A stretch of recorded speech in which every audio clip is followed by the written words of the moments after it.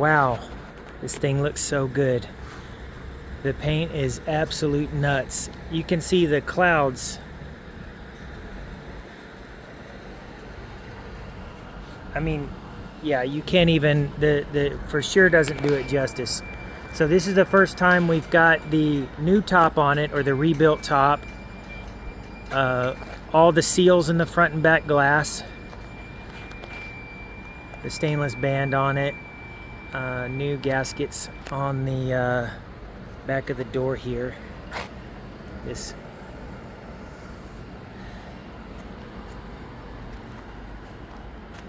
I mean, there really isn't anything to say, just look at it. That's our driving license plate. It's just magnets on there. Well, let's see, what do we have to do? We have the AC. Cameraman! Let me get my cameraman. We had to cut down on our production staff, so hold on. Do it. So, all right, we got the cameraman here, slash, what's your name? Super Dave. Super Dave, the hero. Glass installer, the extraordinaire. That's it. That's it. All right, here. So we're going to talk about what still needs to get done. Well, we got the AC to do. We still have a group of wires back here, and what they go to are we have an ignition key on for different development stuff, but in here we have I wired up a third brake light wire on here that directly to the switch, because all of this melted. All of this melted. I will go in there and show the melted stuff. I mean, you might as well do that right now, all right?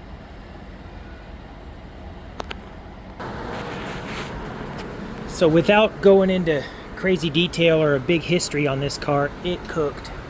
These were the carburetors, which we'll go back over there and see. This is not supposed to be there. That's actually melted aluminum.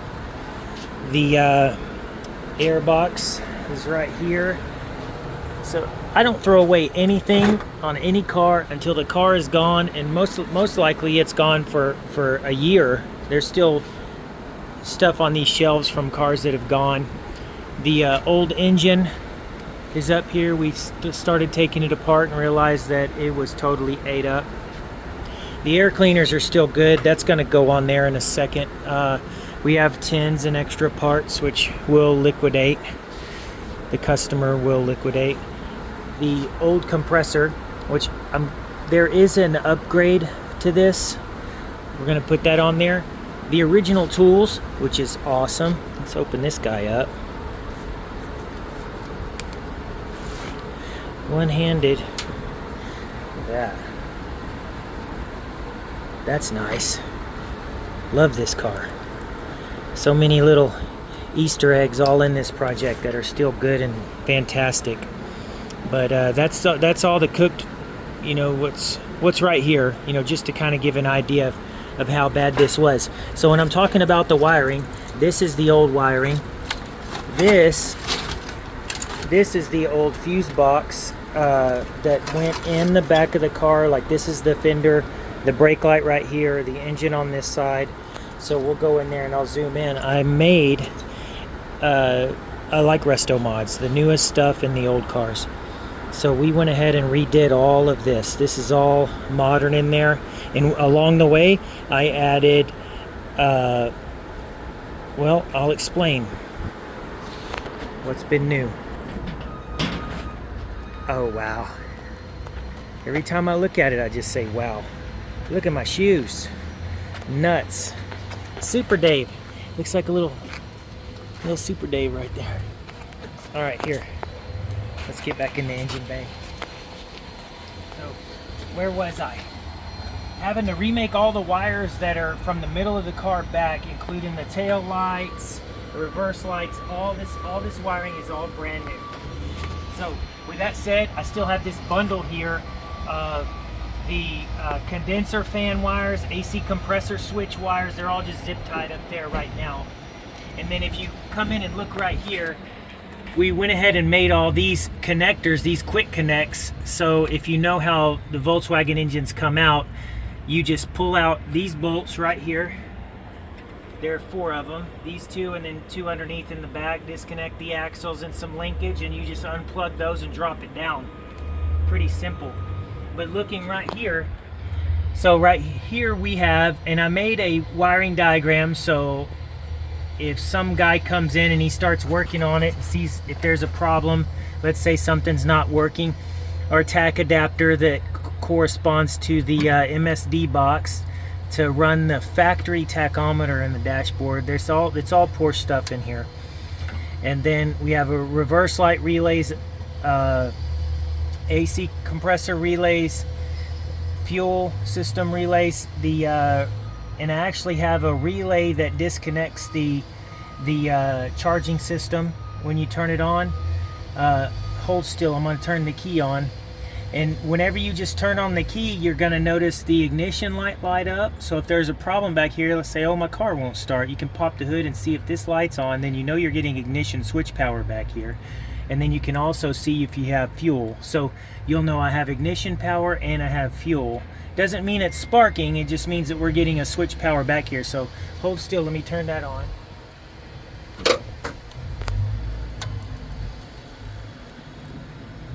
So you see here we have the switch, and then we have fuel that comes up. So we know we have fuel pressure going to the carburetors. I don't have the air boxes on it yet because we're still dialing in all the nitty gritty right here because we're still test driving, which we'll do in just a second. All right. So before we test drive it, we'll start with one more thing. In the dashboard, which I'll point to when I'm driving it, you do have a fuel gauge that tells you how much your oil level is while you're driving it. And then how you check the oil on this is super important. When you open this guy, you have a dipstick right here. You pull that out, you have a dipstick. Now, how you check these is what's called a dry sump system. That means you have the oil pickup is inside the of course in the engine belly. I was going to say engine oil pan. I guess it is a pan, the very bottom of the block. And then it sucks it into a big tank right here. This thing holds, I think, about 9 quarts. I don't know. Some people can nerd out and look it up. I forgot already. But this whole big jug right here is the oil. And how you check it is with the engine running. So the engine running at idle, pull the dipstick out, look at it while it's running, and feed it back in there. So let's see. Let's go for a ride.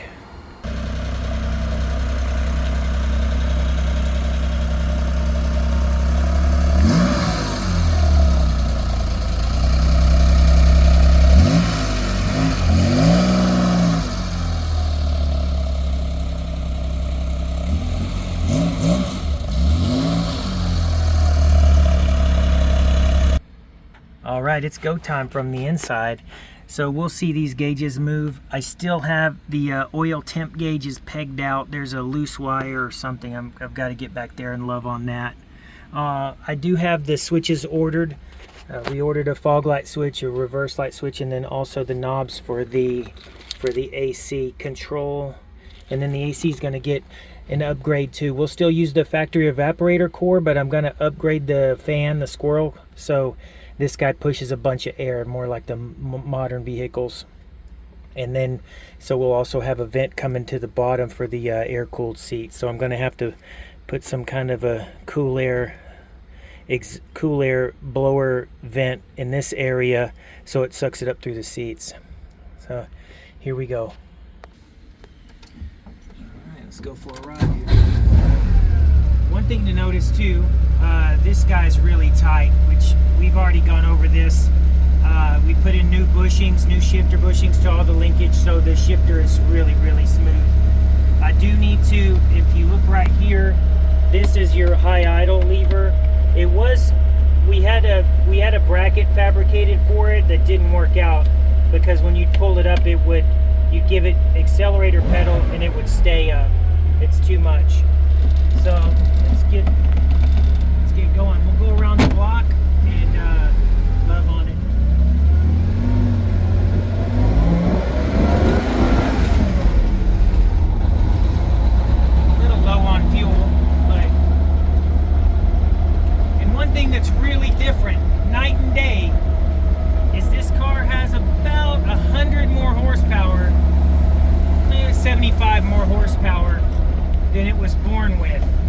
So it's stupid froggy. It's got a 1978 3-liter engine in it as compared to the 2-liter that came factory. Hang on, cameraman.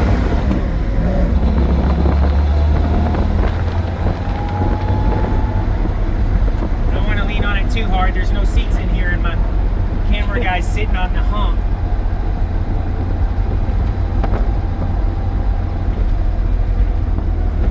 But if you notice how smooth this is, the shifter is not budging at all. So,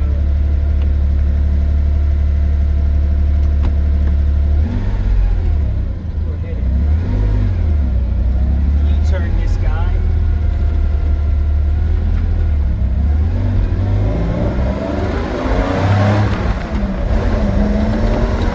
I guess we're leaning on it now.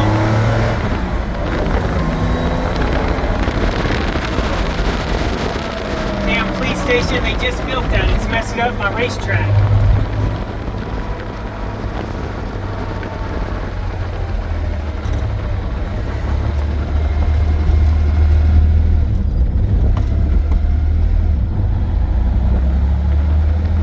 Super smooth.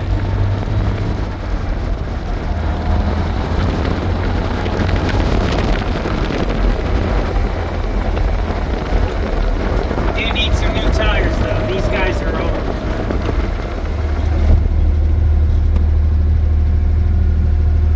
We'll get in here and look it over a little bit more, alright? Oh, I love it. Oil pressure's good. Like I said, the temp is still higher than I like. If I just showed that or not. We got a little bit too much oil in there. That's kind of... Whenever the oil heats up, it gets higher, so we kind of want that down, so we'll suck it out. We're almost out of fuel. We also put LED lights in the dash, so it lights up pretty good. You know what? I'm going to pull it in the shop because I still have the video going, and we'll close the doors and show the lights in action. But yeah, we still have a little bit more adjusting to do here. You can kind of turn this down just a tad. So there's little adjustments we can go over. The owner can go over. He can be like, it's idling too high. I don't really like it. One thing that's really cool, and some pictures that the owner has seen, I actually took the factory muffler that came off of the 3-liter because it had dual exhausts coming out right there. And I extended the pipes, patched those holes, and extended into a 2-into-1. So we're using the factory cutout on the back, underneath the back light. And then put that little bit larger tip in there, but got the angle just right on it so it doesn't look stupid. And it sounds good.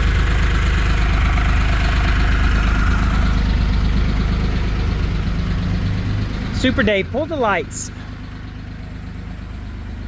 And so we have the upgrade LED lights. I think I'm gonna go ahead and take it inside and close it up so we can see the dash lit up and everything. Oh, I love it. Oh wow, you can even... You just have to be in the view, don't you? Wow. See how bright these are just from outside the lot.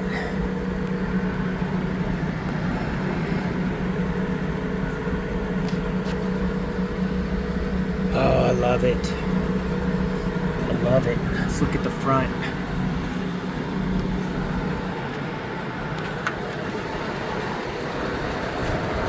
Oh, you can do the high beams too. Let's see. Oh, I have the key off. Hold on. There we go. Headlights, high beams. That's what the light's on in the shop. Yeah, see, they are very bright.